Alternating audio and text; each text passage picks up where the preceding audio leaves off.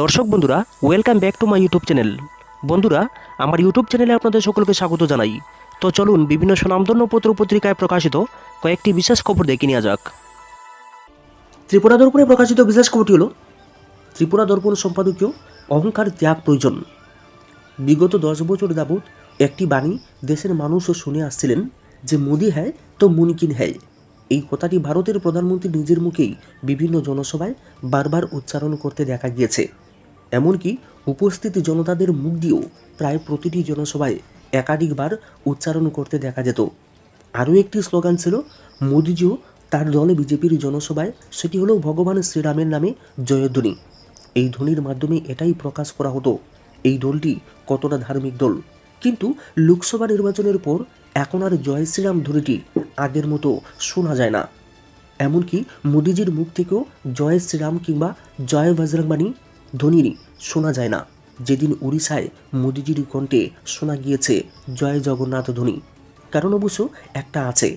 সেদিন এক সংঘ পরিবারের প্রাক্তন কর্মকর্তা বলেছেন যে রামের প্রতি ভক্তির পরিবর্তে শ্রীরামকে নির্বাচনী বৈতরণী পার করার কৌশল হিসাবে ব্যবহার করায় ভগবান শ্রীরাম হয়তো রুষ্ট হয়ে থাকতে পারেন। তিনি আরও বলেছেন, ভগবান শ্রীরাম কারো বা কোনো রাজনৈতিক দলের একার নয়, তিনি সবার। এইভাবে নকল ভক্তির মাধ্যমে ভগবান শ্রীরামের নাম কৌশলগতভাবে ব্যবহার করতে গিয়েই কোনো কাজ হয়নি। রামের নামে ভোট চাওয়া, কোনো মন্দিরের নামে ভোট চাওয়ার মধ্যে ভক্তির চেয়ে কোনো কিছু প্রাপ্তির আশাটাই বড় ছিল। এইভাবে ভোট প্রাপ্তির আশায় কখনো জয় শ্রীরাম কিংবা জয় বজরংবলী ধ্বনি দিতে দেখা যায় কোনো কোনো রাজনৈতিক নেতাদের। এমনকি প্রধানমন্ত্রী নরেন্দ্র মোদীকেও কর্ণাটকের বিধানসভা নির্বাচনে জয় বজরংবলী ধ্বনি দিয়ে ভোট চাইতে দেখা গিয়েছে এবং তিনি এতে ব্যর্থ হয়েছেন। কর্মফল অলঙ্ঘনীয়। গীতায় ভগবান শ্রীকৃষ্ণ অর্জুনকে উপদেশ দিতে গিয়ে বলেছেন, মা ফলেষু কদাচন। কিন্তু কথায় কথায় যারা ভগবান শ্রীরাম কিংবা বজরংবলীর নামে জয়ধ্বনি দিয়ে থাকেন, তাদের অন্তরে কোনো কিছু প্রাপ্তির আশাটাও যাতে সবচেয়ে বড় রাজনৈতিক ক্ষমতা লাভের আশা, অর্থাৎ এইসব জয়ধ্বনির মধ্যে ভক্তির চেয়ে প্রাপ্তির আশাটাই বড় থাকে, তাই সবসময় প্রাপ্তিও হয় না। কর্ণাটক নির্বাচনে যেমন বজরংবলীর নামে ধ্বনি দিয়ে কোনো কাজ হয়নি, তেমনি অযোধ্যা সহ গোটা উত্তরপ্রদেশে জয়রাম ধ্বনি দিয়েও কোনো কাজ হয়নি। এমন কিছু হতে পারে তা নির্বাচনের অনেক আগেই বোঝা গিয়েছিল। তখন অযোধ্যার রাম মন্দিরে প্রাণ প্রতিষ্ঠায় শাস্ত্রীয় বিধি না মেনে অসম্পূর্ণ মন্দিরে প্রাণ প্রতিষ্ঠা করা হয়েছিল। শ্রদ্ধেয় শঙ্করাচার্যগণ তখনই বলেছিলেন, এতে ফল ভালো হবে না। বিজেপিকে এককভাবে সরকার গঠন করার ক্ষমতাও দেননি গণদেবতারা। গোটা 10 বছর ধরে দেশের মানুষ একটি বিষয় লক্ষ্য করেছে যে হিন্দু ধর্ম, হিন্দু দেবদেবীর নাম প্রয়োগ, বিশেষ করে রাম, হনুমান কিংবা বজরংবলী, এইসব নেয়ার অধিকার একমাত্র একটি দলেরই আছে বলে মনে হয়েছে। কিন্তু এইসবের পেছনে যে ভক্তির চেয়ে নির্বাচনে জয়লাভ করার বিষয়টি মুখ্য ছিল, দেশের মানুষকে বুঝতে অনেক দেরি হয়ে গিয়েছে। যখন দেখা গেল যে ধর্মের নামে ওরা দেশের সংবিধানকেই বদলে দেওয়ার প্রস্তুতি নিতে শুরু করেছে, তখনই মানুষের টনক নড়তে শুরু করলো। এতে এসসি, এসটি ও ওবিসি, দলিত, অতিদলিত সকলের পক্ষেই বুঝতে অসুবিধা হইল না যে ওরা সংবিধানে দেয়া অধিকার থেকেও তাদের বঞ্চিত করতে চাইছে।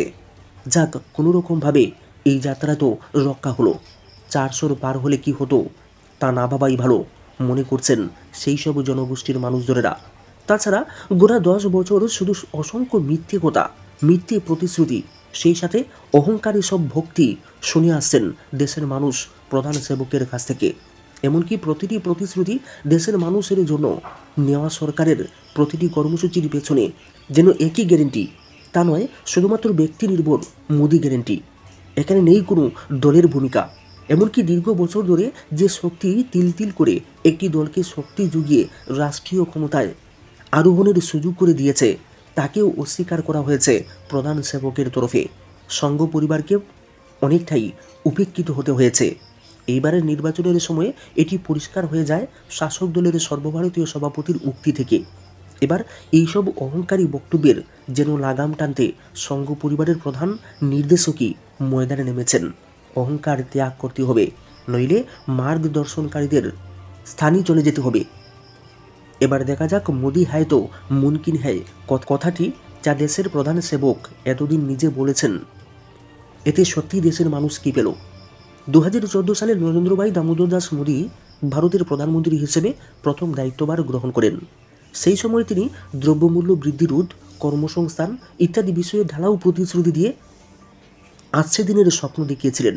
কিন্তু দেশের মানুষ কী পেল 10 বছরের মোদী শাসনে? 2013 সালে দেশে 10 কিলো আটার মূল্য ছিল 210 টাকা।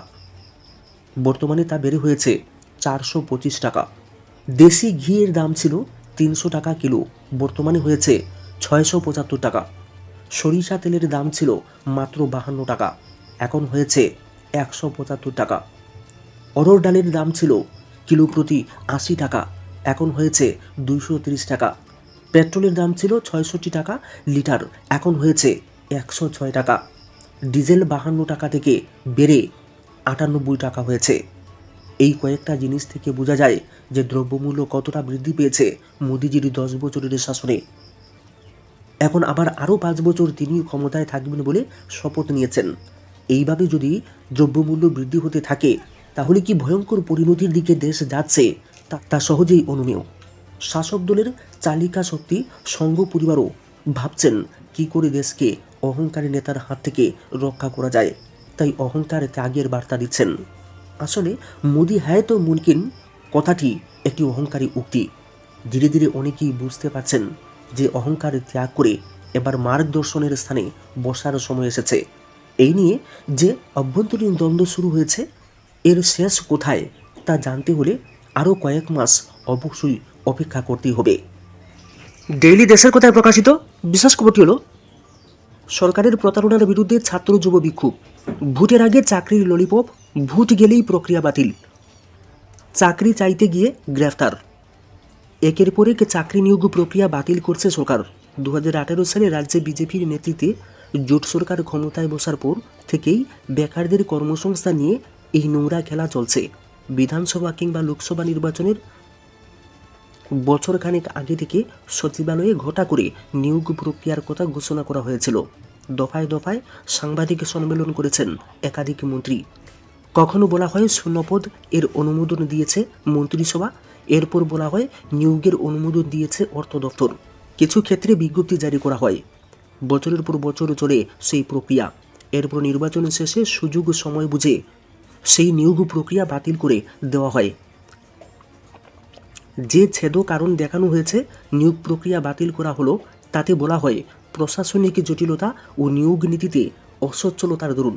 যদি তাই হয় তবে তাও সরকারের অপদার্থতাই, কারণ এগুলো ঠিক করেই তো চাকরির বিজ্ঞাপন দিয়েছে সরকার। 2 বছর পর মনে হলো প্রক্রিয়ায় সমস্যা রয়েছে। আসলে এই সরকার বেকারদের সঙ্গে প্রতারণা ও জালিয়াতি করছে।